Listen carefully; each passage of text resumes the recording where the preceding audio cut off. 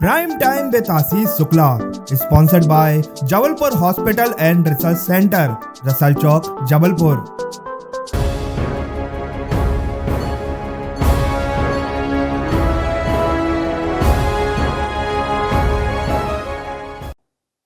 Yash Bharat prime time with Ashish Shukla में आज हम जबलपुर के होनहार युवा डॉक्टर आनंद बेहरानी से आपका परिचय करा रहे हैं।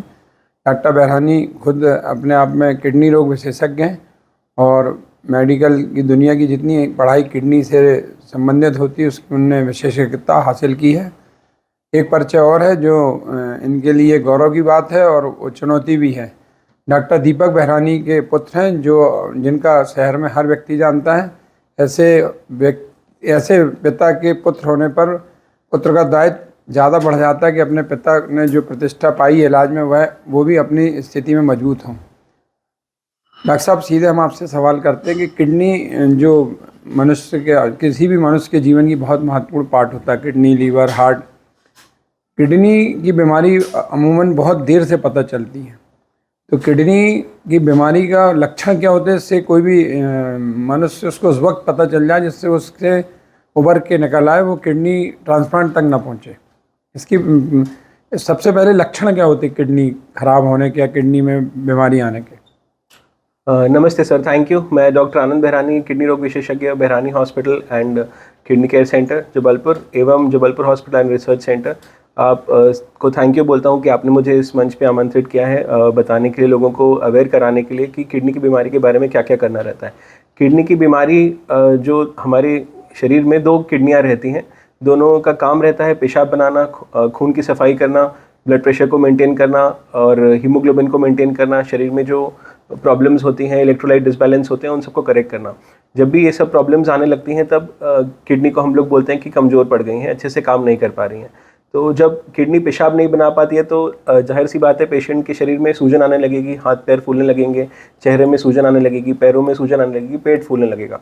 उसको जब खराब पदार्थ शरीर में जमा होने लगते हैं उसमें भूख कम लगती है, उल्टी जैसा लगता है। ये सब लक्षण किडनी के पेशेंट्स में देखने जाने पड़ते हैं। कभी खून की कमी हो जाती है तो चलने में सांस फूलना, हाफनी, ये सब एनीमिया के लक्षण या खून की कमी होने के लक्षण सब साथ में सामने मिलते हैं। वर्तमान दौर में जो युवा पीढ़ी जीवन जी रही है, पहले के युवा अधिकांश कम बीमार पाए जाते थे। आजकल किडनी के रोगी ज़्यादा क्यों हो रहे हैं? कम उम्र के लोग भी हो रहे हैं, क्या कारण है उसका? इसके बहुत सारे रीजंस हैं सर। कुछ जेनेटिक बीमारियां हैं, कुछ शुगर की बढ़ना, जैसे कि डायबिटीज़ आजकल बहुत कॉमन हो गया है लोगों को। इसमें खान पान का कितना महत्वपूर्ण रोल है? खान पान बहुत ही इम्पॉर्टेंट पार्ट है।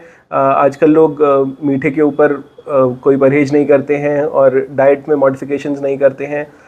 लोगों को ये समझाना है कि नमक कम खाना है किडनी वाले पेशेंट्स में, और अपना जिनको शुगर है उनको मीठे का परहेज करना है, आलू चावल, मीठा इत्यादि, शक्कर, मिठाई, ये सब अवेयरनेस क्रिएट करनी पड़ेगी जिसमें पेशेंट कम करेंगे अपना। और नॉन वेजिटेरियन डाइट्स जो आजकल ज़्यादा होने लगी है उससे यूरिक एसिड बढ़ता है, कई लोगों को उसकी वजह से भी किडनी में प्रभाव पड़ने मिलता है। महिला और पुरुषों की अपेक्षा किडनी की बीमारी किस में ज़्यादा पाई जाती है? देखिए, कॉमन चीज़ ये है कि महिला और पुरुष किसी चीज़ में पीछे नहीं है, आपस में बीमारियों में भी पीछे नहीं है। दोनों बीमारियां ऑलमोस्ट सिमिलर रहती हैं क्योंकि महिलाओं की संख्या थोड़ी सी कम है कंपेरेटिव टू मेल्स, तो इसलिए पुरुषों में थोड़ी सी ज़्यादा पाई जाती है। किडनी के अलावा आपने जो पढ़ाई की है तो उसके हिसाब से आपको एक स्वस्थ व्यक्ति के लिए, माने आदमी बीमारी तरफ बढ़े ही ना, और उसके पहले माने जो कहते हैं कि जेनेटिक बीमारी, उसके अलावा आदमी को क्या क्या बचाव करना चाहिए कि आदमी बीमार ना हो? क्योंकि आपका जो भाग है किडनी, वो शरीर, किडनी, लीवर आपके पेट को से रिलेटेड है जो आपको लंबी आयु देता है। तो लोगों को ऐसे क्या क्या बचाव करना चाहिए कि डॉक्टर साहब के पास अपना हाथ ही ना दिखाना पड़े? देखिए, यूजुअली होता क्या है कि जो कारण होते हैं जिनकी वजह से किडनी की प्रॉब्लम्स आती हैं, जैसे कि शुगर, जैसे कि ब्लड प्रेशर, या कुछ लोग दवाइयाँ अनियमित रूप से बिना डॉक्टर के संपर्क करे ओवर द काउंटर मेडिकेशंस ले लेते हैं। कुछ लोग पेन किलर्स का मिसयूज़ करते हैं, अब्यूज़ करते हैं। थोड़ा भी दर्द हो रहा है तो मेडिसिन काउंटर पे चले गए, वहाँ पे जाके दवाइयाँ ले ली, उस सब की वजह से किडनी प्रॉब्लम्स इंक्रीज़ होने लगी हैं। तो पहले तो हमें इन सब चीज़ों का पेशेंट को बताना है कि ये सब चीज़ें नहीं करनी चाहिए।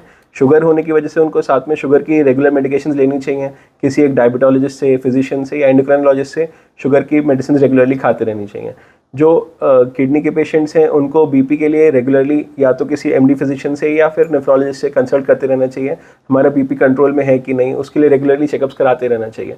किडनी के चेकअप्स में क्रिएटिनिन, यूरिन में प्रोटीन लीकेज और कुछ रिपोर्ट्स होती हैं जो रेगुलर में करते रहना चाहिए, हीमोग्लोबिन वगैरह, उससे पता चलता है किडनी की प्रॉब्लम आ तो नहीं रही है।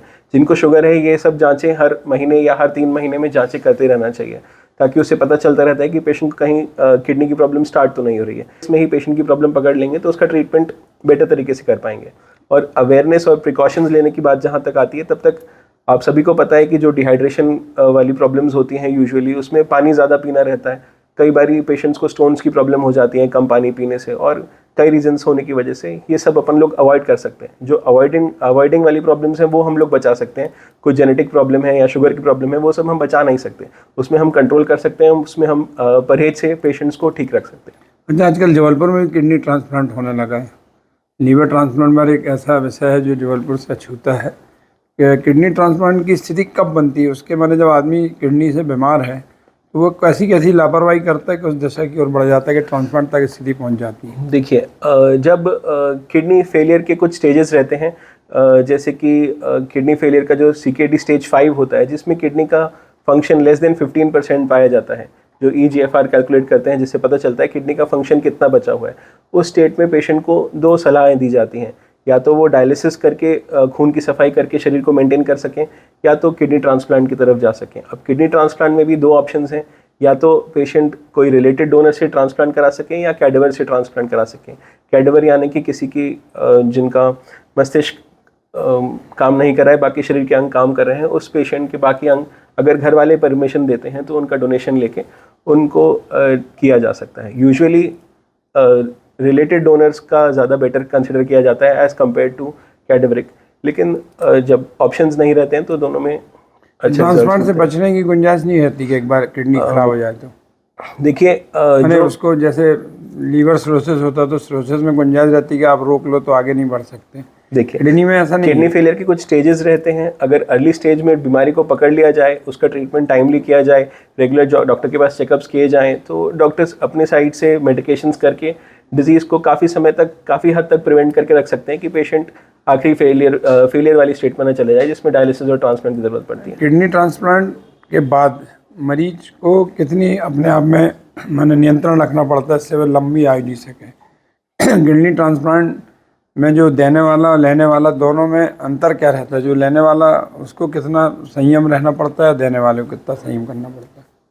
देखिए, किडनी ट्रांसप्लांट ऐसा प्रोसेस है जिसमें जब पेशेंट्स को प्रॉब्लम होती है तो यूजुअली फैमिली मेम्बर्स से किडनी डोनेट करने के लिए उसके लिए जैसे ट्रांसप्लांट हो गया किसी मरीज का, उसके बाद उसको क्या क्या सावधानियां बरतना चाहिए? किडनी ट्रांसप्लांट वाले पेशेंट्स को बहुत सारी इम्यूनिटी सप्रेस करने वाली दवाइयाँ चलती हैं, जो कि स्टेरॉइड्स हो सकते हैं, टैक्रोलिमस हो सकते हैं, माइक्रोफेनोलेट हो सकते हैं। ये सब कुछ दवाइयाँ कई सारी कॉम्प्लिकेशंस और साइड इफ़ेक्ट्स क्रिएट करते हैं। इम्यूनिटी घट जाती है, बीमारी को लड़ने की क्षमता घट जाती है, तो पेशेंट्स को मास्क पहनना, हाइजीन फॉलो करना और भीड़ अवॉइड करना, ये सब चीज़ों की सलाह दी जाती है। जितना हो सके शुरुआत में 2-3 महीने आइसोलेटेड रहना, कोई भी सडनली प्रॉब्लम आती है, इन्फेक्शन आता है तो तुरंत अपने डॉक्टर से कंसल्ट करना, ये सब चीज़ों की सलाह रेगुलर बेसिस में दी जाती है। और अगर कुछ सजेशन दिया जाता है डॉक्टर के द्वारा कि रेगुलर मेडिसिन खाएं तो वो रेगुलरली फॉलो करना चाहिए।